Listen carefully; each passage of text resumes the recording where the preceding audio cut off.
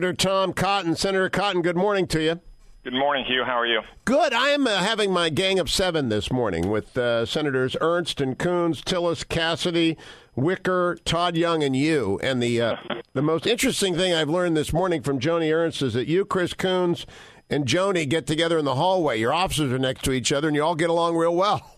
We are. We're tucked away in a little quiet corner where the freshman senators get relegated. Okay, so I have a piece in the Washington Post today. I just look at the Senate. It's the craziest damn thing, and no one thinks it's working well.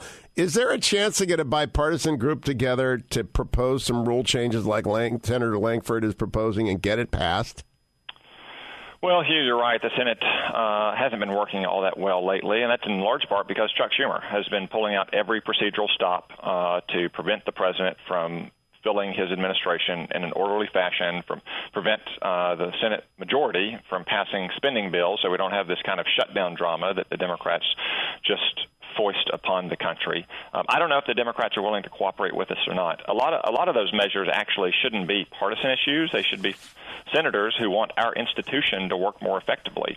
So I'm perfectly willing to raise these questions with Democratic senators, but they have to understand that if they continue this kind of obstructionism, then we might be compelled to change the rules on our own. Well, that's where I think it's going. And when Joni Ernst said, look, Angus King, Chris Coons, Amy Klobuchar, they are reasonable people. They will sit down and reason together to get the appropriations and the appointments fixed. We're not talking about major legislation. Do you agree with me that the filibuster does serve a useful purpose on major legislation?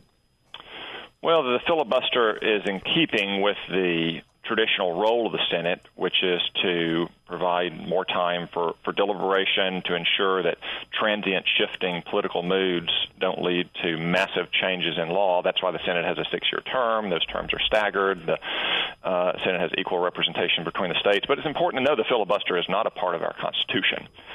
It is a rule of the Senate that senators can change. I think there certainly needs to be some reform of the filibuster, like eliminating it on the front end, which allows the Democrats to even stop debate and amendments on a vote. Probably considering the change on this annual spending bills. We have to pass those bills every year. We don't have to pass anything else, but that's an essential function of government.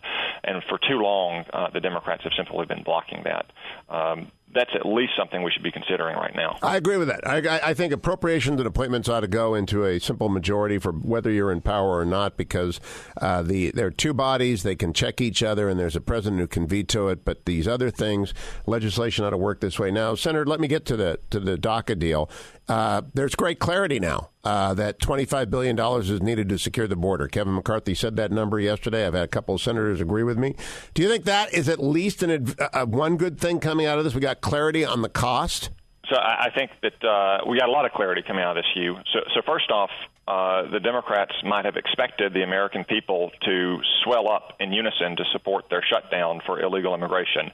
That plainly did not happen. The Democrats capitulated yesterday. That means we don't go back to the status quo ante. We go back to the Democrats recognizing that they have a much weaker political hand than they might imagine. Hopefully that will allow us to adopt a responsible and humane piece of legislation. Humane and generous in the sense that it gives legal protections to the DACA population, but responsible in that it secures our southern border with money and legal authorities. And as you say, $25 billion put on the table. That's basically, in my mind, a settled issue now. And then the second step is ending chain migration. That is a humane and generous yet responsible compromise that I hope the Democrats will join us in. It seems if you regularize the dreamers, the people by DACA, and postpone till later their citizenship, and attach to their regularization no family migration benefits, you've threaded the needle. Do you agree with that? Hugh, I have some concerns about that kind of compromise ability to withstand judicial scrutiny. We've seen the kind of left-wing judges that practice what I would call Trump law, that Donald Trump is not allowed to do what any other president could do.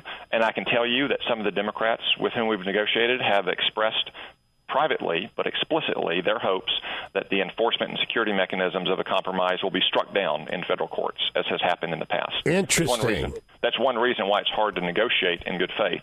But look, Democrats have agreed in the past that we should allow immigrants to sponsor their spouses and their minor children. But parents and siblings and adult children, they really should stand on their own 2 feet. They should immigrate to this country on their own terms. Very quickly, Senator, a bunch of FBI text messages are missing between Stroke and Page. Are you concerned as a member of the Intel Committee? Well, it raises questions about what happened to those, and I think we need to explore those questions as a Congress. Senator Tom Cotton, always a pleasure. Thanks for joining me. Continued press on.